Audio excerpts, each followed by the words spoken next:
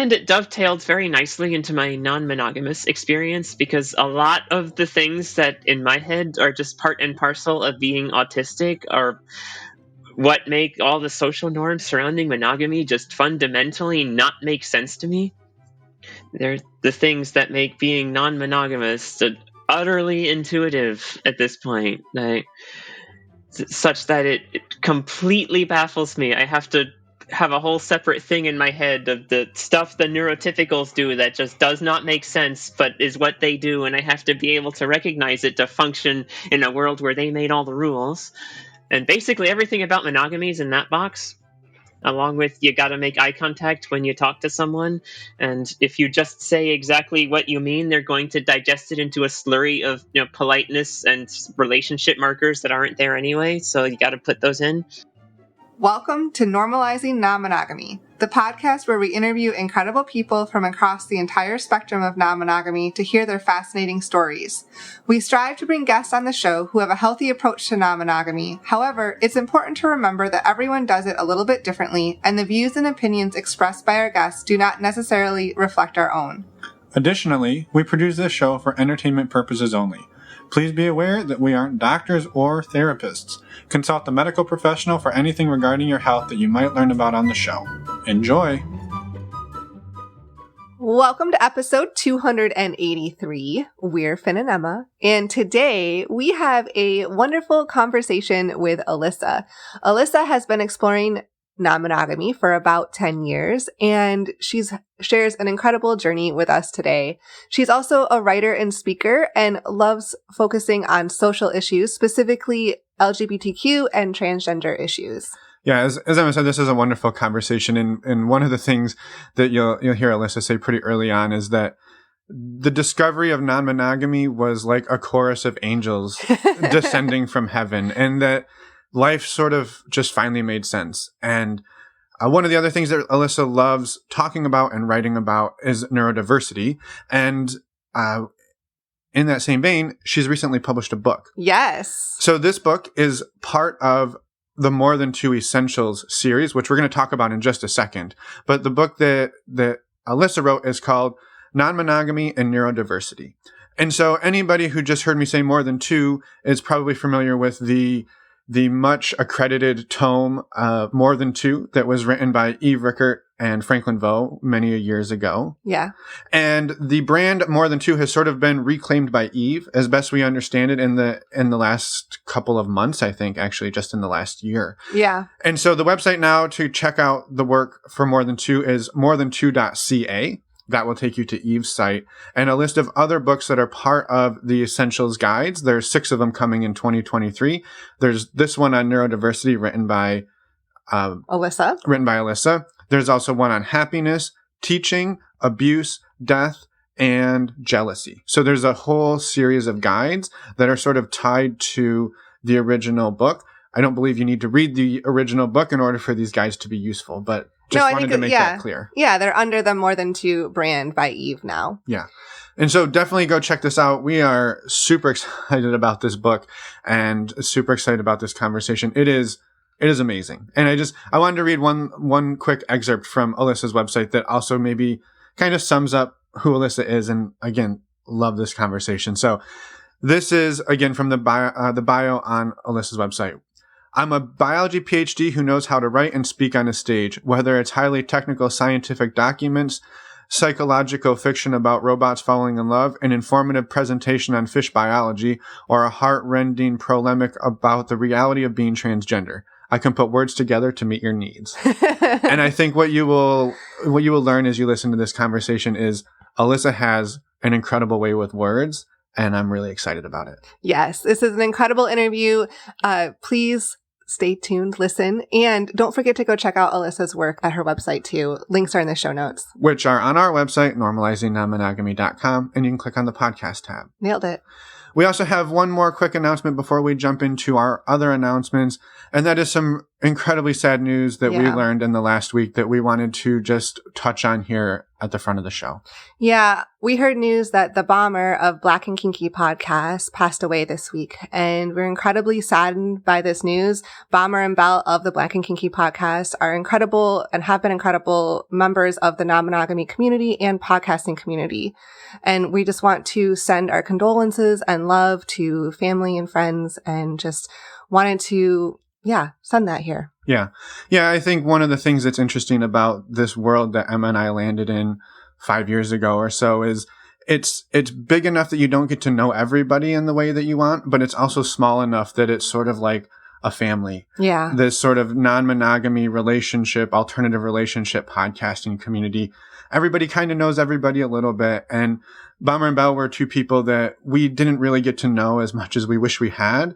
We crossed paths a few times, but as it were, we never really got to know them in some of the ways that the rest of the community got to. And that saddens us. And again, we just wanted to send our love and thoughts and condolences to the families and to Belle. Yes. So with that, we're going to jump into the interview for everybody who is a premium subscriber. And for everybody else, we have we're going to keep them quick announcements because we know this got a little bit long up here.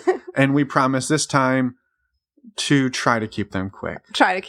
Yeah. If you're not familiar with the premium subscription, it's a way to skip these announcements up front and jump right into the interview for as little as a couple bucks a year. You can sign up on our website, normalizingnonmonogamy.com. On the homepage, just scroll down a little bit. The other thing you can do while you're on our website, if you click on the podcast tab and you get to the show notes, you'll see links to the conference that we're going to be at this weekend and just tomorrow. We're going. We're driving to Southwest Love Fest in Tucson, Arizona. We're leaving the Bay Area, evacuating to the Southwest. For a weekend. We have a workshop on Friday morning that we're super excited about. We'd love for you to come and make it all the way to Tucson. We know that you can't necessarily do that, but there is still a virtual option available. Again, links are in the show notes to sign up. If you use the offer code EMMA, when you do sign up, you save 10%. Which is awesome. Yes. We would love for you to join us. And remember, the virtual option is an option. It is an option. That's why we call it the virtual option. We or they? Or they, all of it? You did, we did, everybody did. Also, a quick reminder that we have a virtual meet and greet coming up at the end of the month, April 29th. That's a Saturday night. It'll be 2 hours of meeting and greeting, having fun. These are open to anyone. You just must be open-minded and respectful. And we'd love for you to come join us. To sign up, go to our website, normalizingnonmonogamy.com, and click on the events tab. And the other thing you can do while you're on our website, there's so much to do on there. It's a one-stop shop for all your fun. There's a lot. You can sign up for our virtual community. Again, this is separate from the virtual meet and greets. This is a community that exists all day, every day. But there are also virtual Q&As that we do every month. There's a men's group. There's a women's group. And there are just tons of amazing people, almost 300 of us, and they're supporting each other all day, every day in a chat platform, sharing photos, sharing stories, and sharing love. So for just $5 a month, you can check that out and be a part and find your community for the first time ever, perhaps. Yeah. That's a big statement, and I'm standing by it. Come check it out. Head over to our website, normalizingnonmonogamy.com. Click on the community tab. Again, there are also direct links in your podcast player. Show notes below. Last but not least, another thing you can do on our website is check out STDcheck.com, our favorite way to get tested for STIs. It's the service that Finn and I use, and you can use the links on our website to get $10 off a 10-panel test, making it only $129. It is simple and discreet and easy, like simple, easy, same thing, but it's so Not easy. Necessarily. Also, using the links on our website does support the podcast and us. We appreciate it very, very much. And we highly encourage you to go check it out. Yeah, this is the service that Emma and I use, and we've been using it for years. We love it, and we wouldn't recommend it otherwise. So please check it out. And I think with that, we're going to jump in and talk to Alyssa. Yeah. And we are super excited for this, and we'll see you on the other side. Let's go.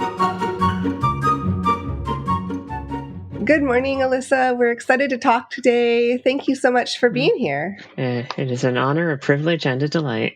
Yeah, we're excited to chat and learn more about you today. So maybe just to get us rolling, do you mind introducing yourself? There's not. Well, I see two of you because your cat's here. I don't know why I felt it. Okay. Well, this is Agora, and she's a rescue, and she's the cuddliest cat I've ever known. But I'm Alyssa Gonzalez, immigrant to Canada, writer, pet owner. Might be able to hear some of the other aquarium pumps in the background. Sorry about that, and/or thank you, depending on how you feel about it. See, have 2 partners right now I love to pieces. I live with my pets and my thoughts and a lot of houseplants. And it's been nice slowly putting together a life that feels good for me to inhabit and manages to avoid the long list of difficulties I've had in the distant and recent past.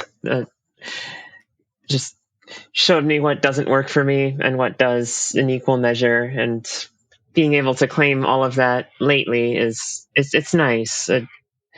Getting to feel in control of my circumstances is beautiful, and that's one of the things being non-monogamous has facilitated for me. That's amazing, and I'm really excited to talk about all of that and maybe what some of that means, because we actually don't know much about your story, and so we're excited to hear all about it. But backing all the way up, when did non-monogamy come into the picture, and maybe what role has that played in sort of living your authentic self? Absolutely. Let's see, how long ago was it now? 2012, 2013, something like that. Partner I was with suggested we try non-monogamy after reading Sex at Dawn and probably a few other things that deal with this topic. And at the time, my thought was, is this a trap? Is this going to be one of those really uncomfortable conversations where it's not actually an offer, but a way to feel out what I think about all this? But it wasn't. Lots of other things were messed up about that relationship, but this one was honest. And I found that it worked really well for us. Me in particular. I found very quickly that it dovetailed neatly with how I thought about relationships and what exactly I was ceding to another person when I agree to be part of a relationship with them. Like which behaviors are actually a problem for a relationship and which ones aren't, and all the things I found confusing about being around people who aren't autistic when it comes to relationships. A lot of things just suddenly made a lot more sense when the idea that this one person is supposed to own so many foci of my attention once I use the word relationship about them. Once it didn't have to be like that anymore, it's just like the curtains lifted and there was an angelic chorus. It was a whole thing. And Did you 2 jump to dating other people separately right away? Did you date together at all? There was an idea that we'd be swingers for a while, but that just never happened. And it was indeed other people separately pretty quick, though there was one person that wanted to date both of us, and that was nice while it lasted. Yeah. What were some of the challenges that came up for you, Alyssa, as sort of before the curtains lifted and the chorus sang for you? I mean, so before that partner and I agreed to become non-monogamous. Well, yeah, and it sounded like you had sort of had a history of various challenges that kept coming up for you in relationship. There's a part of me, this deep instinct that I'm not sure I could fight even if I wanted to, that says that the relationship is specifically between me and the person I'm in a relationship with, and therefore the other people I am connected to in absolutely any capacity are simply not relevant unless that connection is specifically harming some other person. So the idea that who I spend my time looking at when my partner isn't around, whether I do anything about that or not, is completely irrelevant.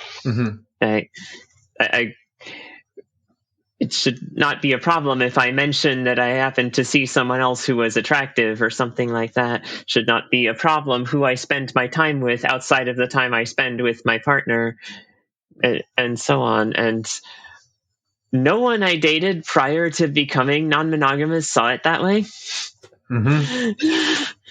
They were infuriated if I ever mentioned that my eyes were on some other attractive person and that I was capable of noticing how attractive or not they were. They would immediately become very possessive if I spent time around my close female friend that I had an on again off again crush about, that I was always in the off position while I was with someone else. Mm-hmm. There was this sense that they should be allowed to have this vast latitude on who else I was allowed to spend time with when I wasn't with them, and the idea that they should have any control whatsoever over what I do when I'm not specifically in their company was both unintuitive and insulting as far as I was concerned. Mm-hmm. That they did not see it that way. The monogamous norms of our society do not see it that way. They think entering into a relationship with someone is this grand transformation of one's entire social environment, and I just never subscribed to that. There was a time when it seemed like the price of not being constantly lonely was agreeing to all sorts of things I did not want to agree to, and so there was much that I accepted that I don't think I ever will again. But once someone acknowledged that, no, what I do with other people is completely orthogonal to what I do with you, how I feel about other people isn't a whole separate thing from how I feel about you. Whether I'm close to someone else has no bearing whatsoever on whether I'm close to you. That felt natural. And once we could ascend to that, it's like, other people don't do this? What? This is just obviously better in every conceivable way than all the nonsense the monogamists put me through up to this point. Like, what are the rest of y'all doing? I love that. And I think, right, I mean, where we could draw a parallel to cats, right? You get another cat, you're not like, old cat, I don't like you anymore, Agora. I just got a new cat, so I all of a sudden love my cat less. Like, that's not how love necessarily works. And exactly. So I love that. Like, it's how time works, unfortunately. So there is a dimension where the adding commitments reduces the time hypothetically available for other commitments. But as a person with a lot of hobbies, the time I can devote to other people was always limited anyway. Yeah. So the related idea that getting a partner is supposed to utterly consume the rest of a person's life is also something that never made sense to me. Yeah. Whether it's other people or just activities, right? That your time is your time. Yeah. As you opened up that relationship, how did it go? You said it worked really well, but how did those? Well, it worked really well for her, right? How did those early days go? Well, we both put ourselves out there and found other people to bring home or not. I established several relationships. One of them is still going and largely its original shape. Another one remains one of my closest friends, even though we're not dating anymore. My partner at the time also found people. I no longer know if she's connected to any of them because that relationship turned out to have a lot of problems that were best solved by me no longer having any contact with her. There was a deep sense that she was envious that it seemed easier for me to get attention from the outside than it was for her. And it was all also tied into feelings she'll never admit to about how much my life got better once I recognized my gender and began living it honestly. Yeah. Yeah, and maybe that's I'd love to talk about that a bit more. What I mean, you've kind of alluded, or you kind of stated very clearly up front that the last few years have been sort of transformative for you in terms of just living who you are. And this seems like it was a very big piece of that. Oh, yes. I figured out I was an atheist as a child, figured out I did not want to be a medical doctor. Sorry, Mom, but around the same time. Figured out I did not want to live in the United States as a teenager, probably, and finally admitted that to myself and the rest of the world once I was up here for graduate school. Figured out I was autistic in that same awful relationship, figured out I was a woman, and finally admitted all sorts of things that are very obvious in hindsight a little while later. And each one of these steps made another big piece of my life make a lot more sense, and relieved a whole mass of lingering stress from things not making sense in my life. And each one of these steps toward embodying the person that I needed to be, it felt good, and it made life just feel so much freer. And accepting being non-monogamous was another big event like that, where instead of changing how I saw myself and what being myself even meant, it affected how most of my relationships work for the better. Yeah. Did realizing that you were a woman, did that start to, how did that impact your relationships from that point forward? Pretty dramatically. The population of men interested in dating a woman who looks like me is significantly larger than the population of women interested in dating a woman who looks like me, tragically. So it quite changed the character of my dating pool. Yeah. Helpfully, being non-monogamous is pretty common among trans women who are interested in women, it turns out. So the balance is worked out reasonably well in the end.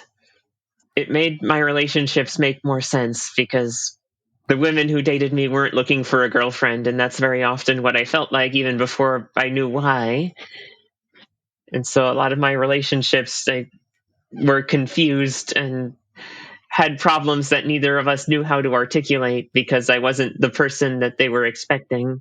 Yeah, it's almost like they had taken this energy from you, right? Like in the relationship, and it was unclear to both of you what was, like, there was something that was unknown there and uncovered until you figured it out, right? Exactly. Being a trans woman who doesn't know it yet is a really strange experience for everyone involved, because very often people can just sort of tell. They start instinctively treating this person, the way they treat other women, and then they get confused about that because they don't think that's what you are, because you don't think that's what you are. And everyone's just like, this feels okay, but it's not supposed to. What's going on? And it's a really strange experience for everyone involved, that stops being strange once you figure out what is actually happening and start living that truth properly. Wow. Yeah. And I imagine too, right? Because we have so many, not even just personal sort of biases, but the societal ones that go along with that then drive you even further down maybe the path that it just sort of tries to normalize everybody into one box. And if that's not your box, it's a really hard place to be. Exactly. One of the things that kept me from figuring myself out was I had to learn deep into my adulthood that it's quite ordinary for a trans woman to not be interested in men. Yeah. And I was like, oh, but then, I need to talk to someone.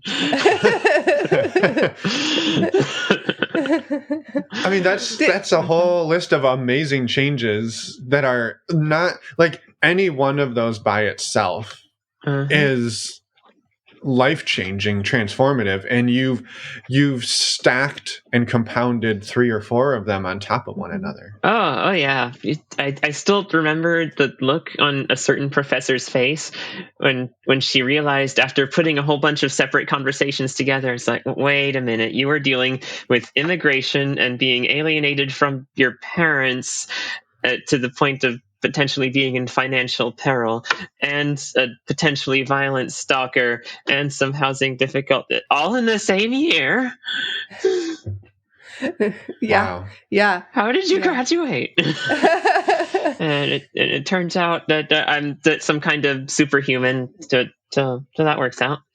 I just had a quick question on you had said before a second ago about, thinking this, like, it sounds to me like you felt pressure to be attracted to men. it was more like, no, I can't possibly be a trans woman. I'm not attracted to men. That's just part of the package, right? Right. Like one So of the it's part things of the that makes a narrative. person. Exactly. Yeah. And it was just one of the big planks in the edifice of my denial at the time.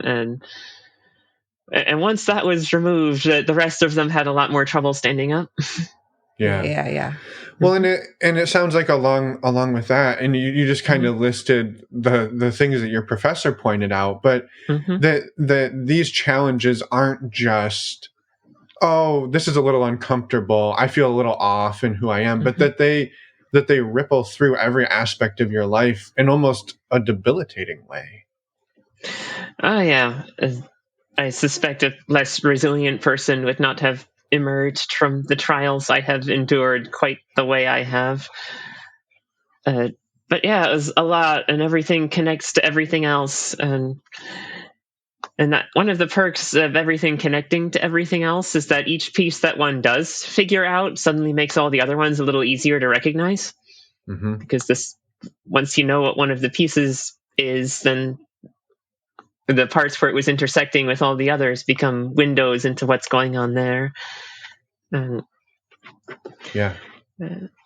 So yeah, I have, in many ways, I have lived a charmed life. I've made it to being a doctorate holder and a homeowner without any debt.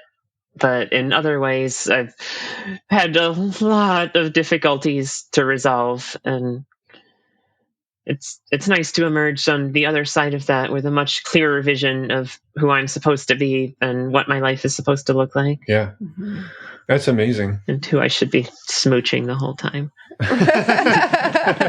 That's amazing. Yeah, I'll say it's powerful. It's that you what you just said. If you recognize your privileges in some ways, and also your challenges, and that your life can be made of both, but it doesn't take those challenges and make them any easier at all. Yeah, exactly. It's not difficult for me to imagine someone that was dealing with all my challenges and didn't have the boatload of perks on the other side, but would have ended a lot more tragically than I did. But and it doesn't mean that I didn't have difficulties to deal with. And I think that's what makes being a writer as natural for me as it is. That I've had a lot to process over the years, and writing's been a natural fit for that. And it's also meant that there was a lot for me to write about. Right. Well, and that kind of brings up, I was going to kind of ask, what were some of the tools you used to persevere through that? For somebody listening who's trans, who's autistic, who's figuring out all of these pieces about themselves, maybe and sort of late in life, as you said, right? This wasn't a realization in your teens. Well, the internet is a wonderland of information, and it is also an absolute minefield of some of the worst human beings on the planet. And sometimes they live in the same Reddit fora, and you just have to figure out how you're going to deal with that. It helps to have a collection of good friends that can help curate one's experience, such that one is only ever interacting with Reddit and Tumblr via screenshots posted on Facebook. You get the filtered version. Exactly. 1001 little curators. It's pretty great. Don't have to wade into those morasses yourself. Writing is an excellent tool because it has a backspace button, and talking to people doesn't. We're still working on that for people. So you get to articulate things and not worry that you're going to say something that is going to passionately offend someone in some internet forum where it's recorded forever. And one of the somewhat surreal experiences one can have as a non-monogamous person is being in one relationship that is really not working and another one that is amazing. Sometimes multiple that are amazing and one that is just really not working. And being able to have those things side by side can make it easier to figure out which one is not working. Out there somewhere, someone is desperately taking this out of context as some equivalent to, lining up your side person before you leave the other one or whatever. But yeah, it doesn't really count as that when they know about each other and sometimes all attend the same dinner parties. Yeah, so they're aware of each other. They've met each other, and I like what you said. It can be a highlight for you in all of those relationships. Which ones work and which ones don't work? Like a lot easier when you have something to compare them to. Exactly.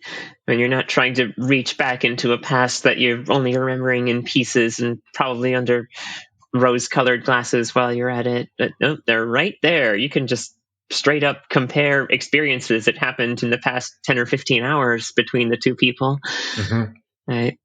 You can have a look at what one relationship demands and expects versus the other and figure out, like, no, it's pretty empirically obvious at this point that things do not have to be the way they are in that one that isn't working. Yeah. Right. Well, but then you're faced with the what do I do about it, and how exactly how do you handle that part? That, to me, I would just say for me that's the crux, because right, you can look at it all day long and go, well, this one feels better than this one, but then what do I do about it? Because then you've got to actually act on that. Yeah, and as someone who has a habit of quietly processing things without people even realizing what's going on, right out until I make a decision, and then having them all say, wait a minute, slow down, you have to process. And like, no, we're past that now. You just weren't invited. I did that. You weren't invited.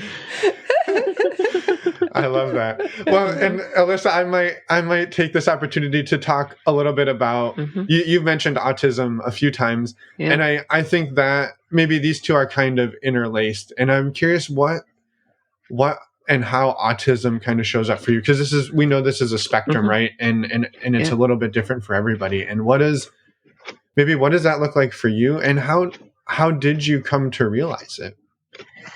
And it was a pretty slow process. And I recognized from pretty much the moment of my first awakening into self-awareness as a sapient being that I was different from most of the people around me. But having a name for that was a complicated process. I did not get bad enough grades for people to take my struggles especially seriously when I was younger. So I got shunted into a variety of euphemisms that I think people are recognizing are all words for autistic now, like gifted. Twice exceptional is another fun one. I have not heard twice exceptional. That comes up in educational context when someone is like way above grade level in one field, but like way below in another, stuff like that. I see. And so I'd spent years just knowing I was different and amassing a collection of nerdy friends and being weird and not terribly self-conscious about it, or very self-conscious about it, depending on how the world was trying to make me feel. After a while, I started to notice that all my friends were the same kind of weird, and I was looking for company that had certain kinds of weirdness, because anyone else seemed to regard me as just not someone they wanted to be around long term, not someone they could even understand how they operated. I used to specifically look for shy girls. This was the header that I had in my brain for what kind of person I wanted to spend time around, because that was the language I had access to at the time for what I was actually looking for. As an adult, some people around me were like, no, I think you need to give this some serious thought here, because there's a name for the kind of weird that you are, and I think you would benefit from resources named accordingly. And I started reading more about it. I'm like, whoa, wait a minute. You mean I can stop reading the page about schizotypal personality disorder over and over again? There's a much better word for what's going on in my head. Okay, this makes a lot of sense. I do that too. I don't do that, but I do that. And suddenly just a lot of things about myself made so much more sense, and having that word to be in the search terms for what Facebook groups I would spend time around and what blogs I would read, it made finding company that operated on the same mental wavelength, so to speak, a lot easier. And it dovetailed very nicely into my non-monogamous experience because a lot of the things that in my head are just part and parcel of being autistic are what make all the social norms surrounding monogamy just fundamentally not make sense to me. Yeah. Yeah. They're the things that make being non-monogamous utterly intuitive at this point, such that it completely baffles me. I have to have a whole separate thing in my head of the stuff the neurotypicals do that just does not make sense, but is what they do, and I have to be able to recognize it to function in a world where they made all the rules. And basically everything about monogamy is in that box, along with you got to make eye contact when you talk to someone. And if you just say exactly what you mean, they're going to digest it into a slurry of politeness and relationship markers that aren't there anyway. So you got to put those in.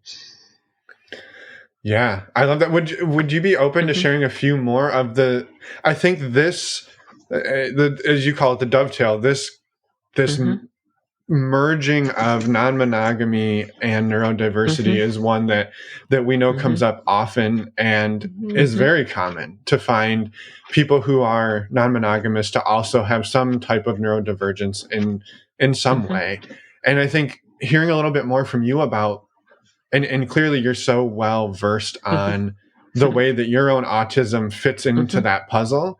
I would just love to hear more about that if you're open to it. I am so glad you asked. It's almost like you wrote a book on it or something. Yeah. Can you imagine? So the top of that list is being neurodivergent means that normalcy is just not something that works for us in general. It is a collection of alien rules and things that we often just psychologically do not have access to.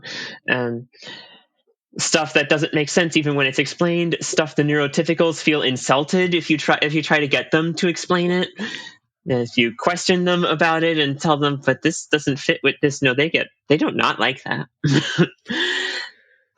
And one of the results of this is that as we're trying to find a way of existing that works for us, we naturally gravitate to all sorts of things that register to the outside as unusual. Strange gravitates to strange in my experience. And as a result is that all sorts of unconventional lifestyles and hobbies and ways of doing things just come with the neurodivergent package, especially for autistic and ADHD folks, but I think for the grand tapestry of neurodiversity more generally. And once you're embracing being unconventional, because that's what finally makes sense in this awful nonsensical world, then not being monogamous is just one of the ways of being unconventional that a person can embrace. But on top of that, when the rules of something make as little sense as the whole social construct of monogamy does, it's very easy for us to find this instead. And one result is that there's a running joke that if the Euler diagram of people that go to Ren fairs and non-monogamous people is a circle. All sorts of things where we all end up identifying with a lot of the same unconventional things, and it creates some flattering, some not stereotypes about what kind of people go in either category. But once we get in there, you realize, like, wait a minute, this is a lifestyle that actively benefits from people that speak in a relatively straightforward and clear manner and are interested in carefully laying out what their expectations are for each other and are used to recognizing as problems as the results of people failing to communicate clearly to each other, and who don't necessarily react to ordinary situations the way other people do, and so are much more willing to interrogate what's going on in there just to figure themselves out, let alone each other. Like, there are ways in which being not neurotypical is actively beneficial to a non-monogamous life, to the point where I'm convinced we are better at it than the neurotypicals are. Yeah, I think there's something in there of you don't take anything for granted, right? You don't make assumptions. You you spell it out every single time, or most of the time, right? And it's so all of the stuff that we go into autopilot on, all of the habitual stuff that we do in relationships, that largely gets erased, and now you're back to like the brass tacks of it. We have to talk about this. We don't get to just assume, oh, you went on a date, well, dates mean this. It's no, I'm going on a date. What does a date mean to us in our relationship? Let's talk about that. Maybe let's talk about that for 3 hours even, exactly. right? And yeah.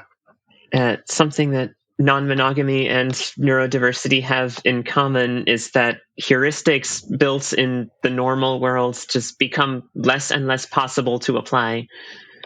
That a lot of autistic people in particular that just have to build elaborate schema to just exist in a world where we didn't get to decide how things work. And that means that great big patterns of social norms that govern situations are largely opaque to a lot of us. And even when they're not, we're approaching it with large parts of the space being a black box you only really understand based on how they interact with the parts we do understand.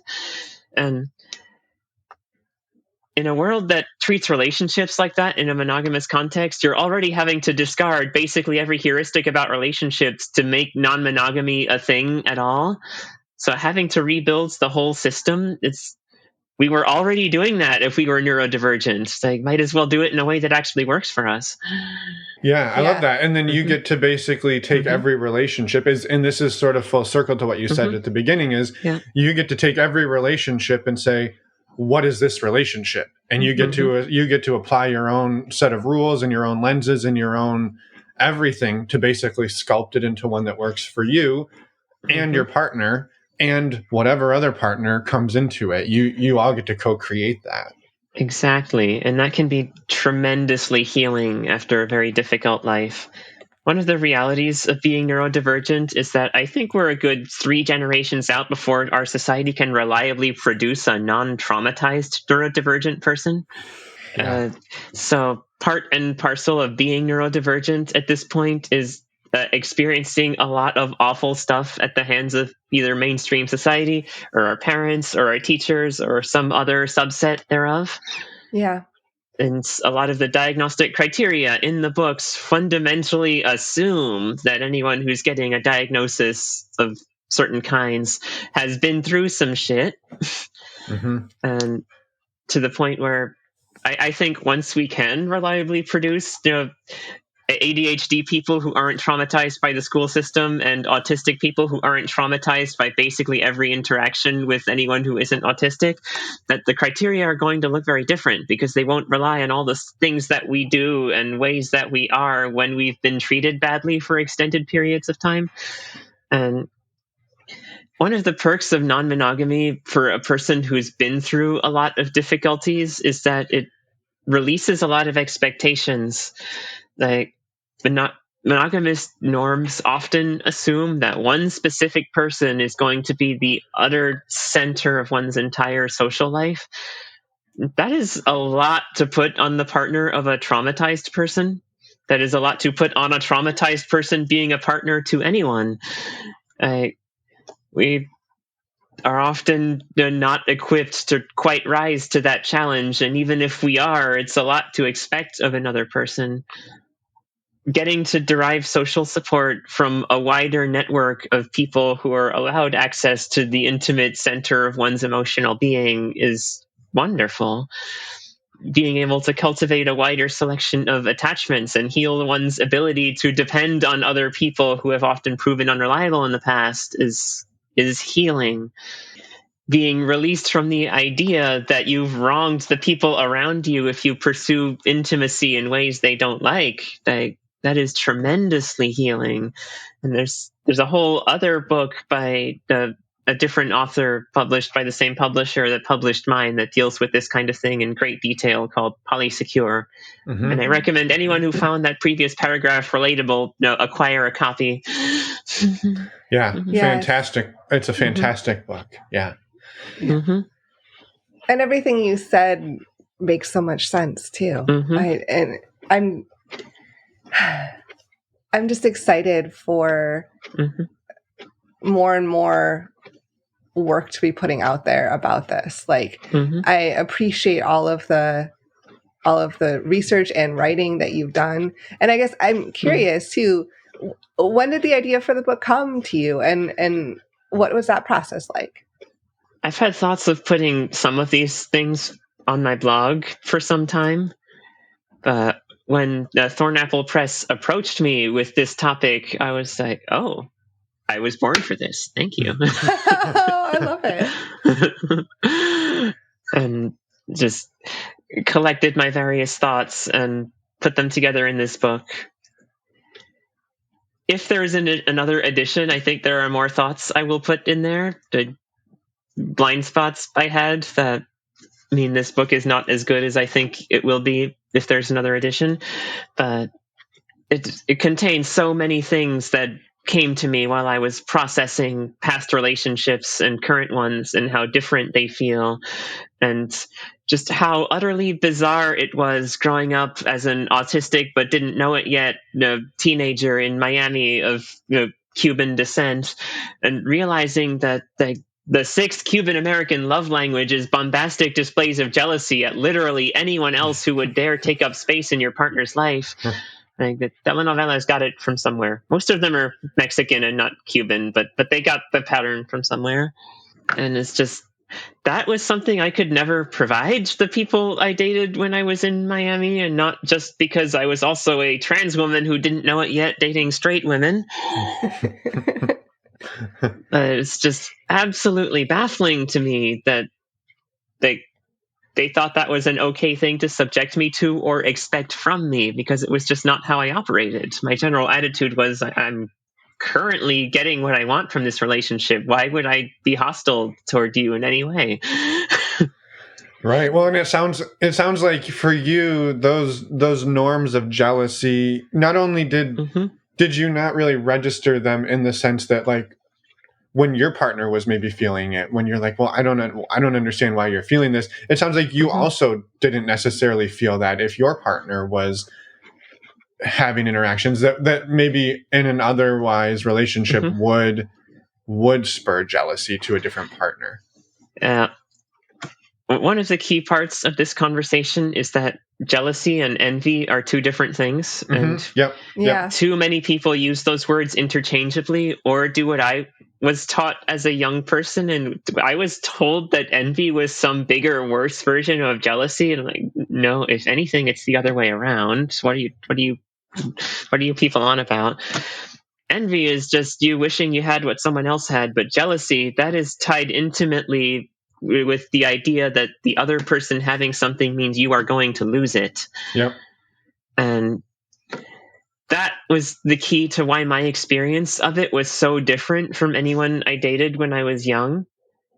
Because as long as I was getting what I wanted from a relationship, as long as it did not seem like their connection to someone else would put that in jeopardy, I just did not care what else they were up to. Like, maybe they could do something that conflicted with my values in some way, but that's not a jealousy conversation. That's something else entirely. But for them, they existed in this constant state of utter terror that I was going to head somewhere else. And thus it was incumbent upon them, as far as they were concerned, to make sure that didn't happen.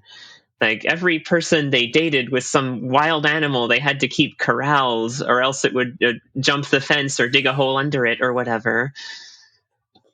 But that was just never how I saw the people I dated. Like, if they wanted to leave, they would leave, and that was that. Like, even when I was at my most lonely, and therefore I'm most inclined to both accept things I shouldn't have from partners and do things I didn't want to keep them, like, the idea that other people were a threat to that, just, if they could peel that person away from me, they might as well go on ahead and do it. Like, probably better for both of us if they did. Yeah, well, and hearkening back to when you reference polysecure, right? One of the conversations I think in the start of part 2 about that book is around you have a container for a relationship, and that container is often used as a false sense of security. And I think what you sort of just said in a few more words is you can't make somebody stay who wants to go, and you can't make somebody go really who wants to stay. I mean, yes, you can leave them, but right, somebody's not going to leave if they don't want to, and somebody's not going to stay if they want to leave. And so you can create whatever relationship structure you want, but at the end of the day, right, you going on dates with somebody else doesn't mean you want to leave that relationship just because you went on a date, right? If you're going to leave the relationship, it's probably going to be for reasons other than you went on a date with somebody or you had another relationship with them. Exactly. Something I've noticed a lot, especially talking to people who get very angry when you talk to about polyamory in public, is that there's this idea a lot of people have that if they feel deep undesirable on some personal level, they start heaping restrictions on whoever would date them or is currently dating them. And there's this that partly subconscious, partly not idea that if the partner accedes to all of this, that is them stating that they find you desirable. You have created a handicap for the relationship, so to speak. And if they continue to accept that, it means they want to be there. And conversely, if they stop accepting that, that's a sign that maybe they don't want to be with you specifically, as a separate question from whether they think this restriction is okay. And so piling all these rules on becomes a way for the insecure person to assure themselves that they're actually wanted, because they're terrified of what would happen if they didn't have those restrictions. It's a very strange mindset to me, and one that I think does not stand up to a whole lot of rational scrutiny, but it's not really about rationality. It's about someone soothing themselves of something that it's not really up to the other person to soothe. There's a lot of inner work that has to be done if the path that I just described sounds appealing to a person. And people can make that work in a BDSM context, I find, but as the ordinary relationship dynamic, asking someone to abide by a heap of restrictions because, as long as they're still doing that, it means they still want you enough to put up with your shit. That's not healthy. Right. Yeah. Yeah. And I think too, in there was, the idea that you said in there, right, that it doesn't make a whole lot of logical sense, but at the same time, it feels good to some people, right? It's an emotional thing that comes out for them. And so you can look at all the rules and say logically, like, this does not create any more security, right? You can read that passage in Polysecure 500 times. And at the same time, it can still feel really good to your nervous system and to your everything to put those rules and to put that structure in place. Totally. Exactly. When someone is feeling powerless, asserting power is a natural reflex. And there, now you don't need to spend time on any discourse group on a social network ever again. You just summed it all up in one sentence. Well, it's just, you had pointed to inner work, and there's so much inner work that needs to be done. And I think we're all constantly growing as humans and changing over time. And that's part of the process, right? Of learning these things and discovering these things, and then reflecting and working on them in yourself, because we all come to this world with our own, our upbringing, our parents, cultures, everything affects who we are, right? As we, we internally are ourselves, but we're influenced by all of these outside factors. And as you learn and grow and, throughout your life, you change. And so, I don't know if I had a really specific point with all of that, other than just some ramblings of I love this. I just love this conversation and appreciate everything that you shared. It's been a delight sharing all of this. And one thing we could all do with more is being able to look at our world and at ourselves in clear-eyed, introspective detail and figure out why things are the way they are and why we are the way we are and whether that's how we want to be and what we're going to do about it if it's not. and what that means for how we're connected to other people. And that's true regardless of neurotype, regardless of trauma history, regardless of what you had for breakfast this morning. It's something that just makes everything better. And the only downside it has is that sometimes it means you're not going to put up with stuff that you were putting up with before, and that can get expensive. But yeah, expensive and difficult at times, but it yeah. I think too in there's a piece that I wanted to maybe ask about, because there's two things marbling around in my head, and one of them is around, I think it's all sort of around the idea of an echo chamber. And sometimes the thing that comes up when somebody says, well, I'm interested in opening my relationship the relationship. I think it's tied to jealousy, but it's the idea that, well, what if you find somebody better? And I think you touched on this a little bit when you said, like, well, I had two partners, one that we would say is a healthy partnership and one that was not. And when I was in both of those simultaneously, it really highlights the good and the bad of each, versus if you were doing those each in a vacuum, you can maybe lose some of that.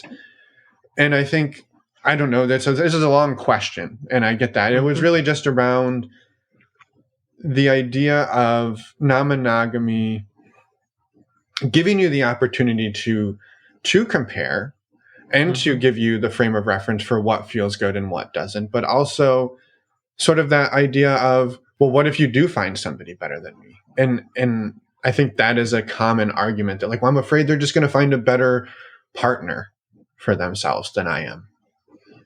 I mean, I literally did, and I still stayed with that other person for years. So, I mean, the center of the entire point of being non-monogamous is that you don't have to end the previous relationship if you find someone else, even if you find someone who's a straight up deity, while the other person feels like the 3 layers of worms deep in the muck by comparison. You're not obligated to let them to send them on their way when you find the other person. That's the point. So I don't think most people who have this question would find that thought terribly reassuring, but that ended up being the practical rub of it all while I was living that very experience. But in between, I'm just like, and if I did, would you deny me that? Yeah. Right. Why would I? Right. Let's say you do find somebody, and I think that your point exactly though was, I did find somebody quote unquote better, and not better, but better for you, right? And I think that's an important thing. It's one person's better is not necessarily somebody else's better, but maybe a better fit for you. And that didn't mean you just kicked that first person to the curb and were like, well, hey, look, I upgraded, you're out. I didn't have to. I still love you for you in these ways.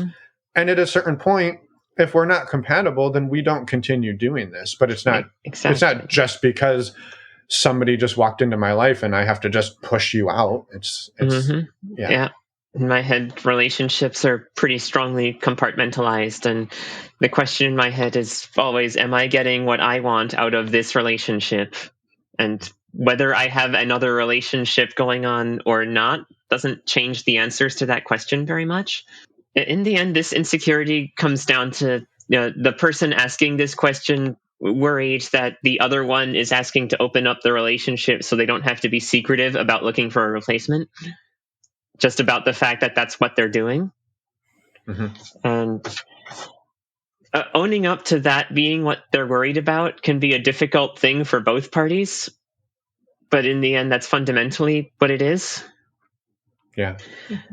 I don't have a very good answer for that, other than the fact that, at least for me, different relationships are different relationships. I know how many I have time for. I know what I like to do with them. But each one works for me or doesn't on its own merits. It's not something that the package deal changes too dramatically. Yeah. I mean, hypothetically, I could get into one that shows me that something was wrong with the previous one, but that doesn't mean the something wasn't wrong with the previous one before. It's just me noticing. And if the other person's pitch is that, but you might notice that there's something wrong with our relationship, it's like, well, is there? Is there something you wanted to tell me? Yeah. Well, and maybe that's better to figure out now than 20 years from now. Yeah. Well, and exactly what you said was, there was a thought coming to mind of what may happen is when you said, well, as long as I'm getting what I want out of this relationship, then this relationship continues. Right. There is the chance that a new relationship introduces something new to you, or something to you that changes your standard, that raises the bar. Yeah. And yeah, maybe that first relationship is no longer meeting your standard of what a happy, healthy relationship is. But you don't have to say, well, hey, look, we started with the bar down here, and the bar always has to stay down here, right? You get to live your life and raise your standards, raise your expectations of the people in your life as you move through it. You don't have to say, well, hey, Emma and I met in 7th grade. I have expectations of her as a partner that I would not of a 7th grader, right? Like we are not the same people that we were when we met each other. Exactly. The conversation about cooties is totally different now. Yeah. I've also along similar lines, I want to clarify. I've repeatedly used language about whether a relationship is fulfilling my needs. It should go without saying that the relationship not fulfilling the other person is also a solid reason to end it. I've rhetorically assumed that if it's not fulfilling the other person, that the other person will handle that. But if you notice that and propose ending it, more power to you. Yeah, which is a tricky one to do, right? Then you're ascribing, like, I can see this whole it's not me, it's not you, it's me type mentality. But I can understand what you're saying. Yeah. Well, I guess into trusting, I mean, trusting your partner that they're like that they're staying in the relationship and it works for them. And if it wouldn't, they would get out. Like, you have to trust your partner in that way. Yeah. And among the challenges of non-monogamy is it's an additional sphere of relationship that could cause a person to grow and change. And maybe they were someone that worked with a relationship they had before and are no longer because of experiences they had. That happens too. And I think it's perfectly okay for people to grow apart and not work with each other anymore without it being a whole hostile blow up thing. And one of my dearest friends is someone I was dating and am no longer dating. And this is fine and good and not something that the monogamist world really has a script for. Yeah. And I know for a long time it was routine for me to completely sever contact with my exes because the relationships tended to end so explosively that neither of us wanted anything to do with each other anymore. And it's a relatively recent change of pace, the queerer I become, that my relationships don't usually end like that anymore. It's rather nice. But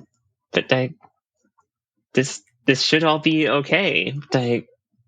We should not want to freeze our partners in amber to make sure they don't grow in ways that lead them to move apart from us. Facilitating our development as people should be one of our foremost goals as people who are intimately involved with each other, even if that means we become less intimate later. Yeah. Yes, that's beautifully said. Yeah. Thank you. Yeah. I have a few more questions, but I thought maybe we could have you pitch your book a little bit and talk about what is the name of the book. I know we talked about it in the intro that we haven't recorded yet, but the name of the book, you talked a little bit about how the book came to be, but tell us a little bit about the book and maybe your research. And then we have a couple other questions. Sure thing. So my book is Non-Monogamy and Neurodiversity, a More Than Two Essentials Guide. It's part of a series of More Than Two Essentials Guides published by Thornapple Press, which is now the sole owner of More Than Two as a brand. Each of the books in this series is a sort of addendum to the much larger discussion of polyamory that takes place within the seminal tome More Than Two. And so it's not really meant to exist as a standalone reference about polyamory. But this book deals with the ways that it intersects with being neurodivergent, the experiences and attributes that neurodivergent people have that can make non-monogamy an especially good fit, all the ways that monogamist social norms that can treat us badly, like the things that we bring to the non-monogamous table that can make us a solid fit for this lifestyle and can make this lifestyle a great fit for us, but also some of the challenges particular to our experience that we can face, but in a non-monogamous setting. An example, like a lot of us struggle with something called rejection sensitive dysphoria, where receiving even mild criticism can sort of unleash an awful spiral of self-destructive thinking that feels like a wholesale referendum on our value as human beings. And unaddressed, that's a really difficult thing for both the person experiencing it and everyone around them to endure. It is really important for the people who have this as a thing that happens to them to know that this happens and have tools for dealing with it, because it can be really destructive for both relationships and professional life in general. And in an environment where once you're in a relationship, you're not necessarily done flirting with other people, you're going to experience rejection a lot more often. In an environment where being in a relationship with someone doesn't mean they're not going to necessarily stop pursuing connections with other people, it can be easier to feel slighted or rejected or worried that what you already have is in jeopardy. And dealing with this enormous explosion of emotions every time anything negative happens is not easy.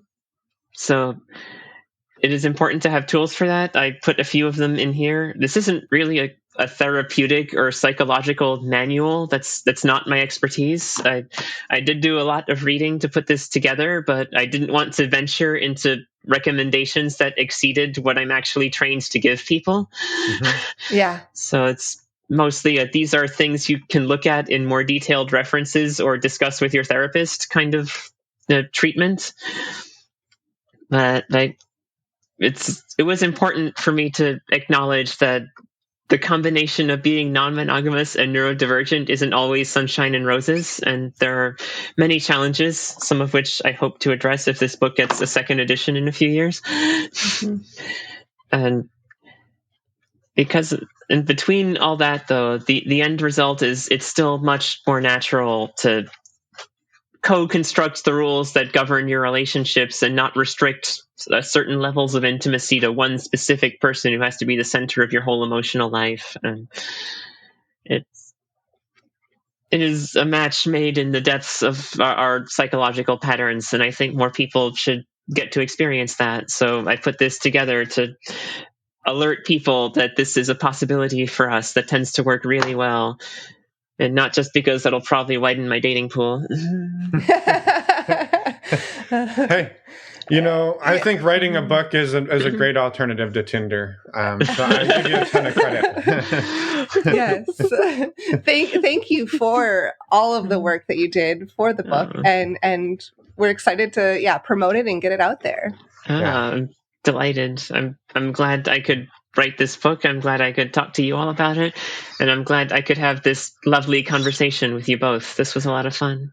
Yeah. If you're good with one more question, you actually miraculously set me up perfectly for it. And the question was around dating and what dating looks like for you, how dating goes for you as putting together all of the pieces that you bring to the table. As Alyssa, how does that go for you, and what does that look like? I mean, it's been a bit since I've actively sought to add someone to my polycule. I'm trying to write another book, and between that and taking care of the menagerie of pets that your listeners absolutely cannot see, and all the other stuff I have going on, I am taking the opportunity of the end of one of my relationships to just handle the rest of my life with a bit more attention. Which is a solid strategy, by the way. Thank you. That's a good place to be in life too. It's not like there's anything wrong with not actively dating. I just wanted to say that too. I appreciate that, but I do have two other partners, and we have a weekly date night. And between convenience and expense, it typically takes the form of one of us visiting the other one. And if it's my place, I'm cooking, and we'll watch something together while cuddling on the couch. And But that's not the only thing we do. We also go to museums and restaurants. When I have a first date and I'm trying to impress someone, I usually pick an Ethiopian restaurant, especially if they haven't been to one before. Mm-hmm. It's a different experience. It really is. And one of the things the people who date me need to recognize is I am going to share my knowledge of every damn thing I have ever learned. And I am going to effect competent demonstrations of every practice I've ever come across. And I'm going to take the lead on all sorts of things. And I need to make sure she's the kind that blushes and gets all giggly about that. I love it. And I will say there is a bit of trickery involved in doing something that's new, right? That's going to like release a whole bunch of brain chemicals that gets people more excited. And yeah, so I think that's why scary movies are a date standby too. That's right. That's right. I love it. Get the adrenaline running. Yeah. Well, thank you so much, Alyssa, for everything that you've shared with us and for your work and just for being here today. Is there anything that we haven't asked about or talked about that you wanted to make sure to share out into the world before we let you go today? You only asked about one of my pets. Oh, we only asked about one. Well, we can see the aquariums and the cats roaming around, and so I don't know if you saw the other cat. There's a black one down here.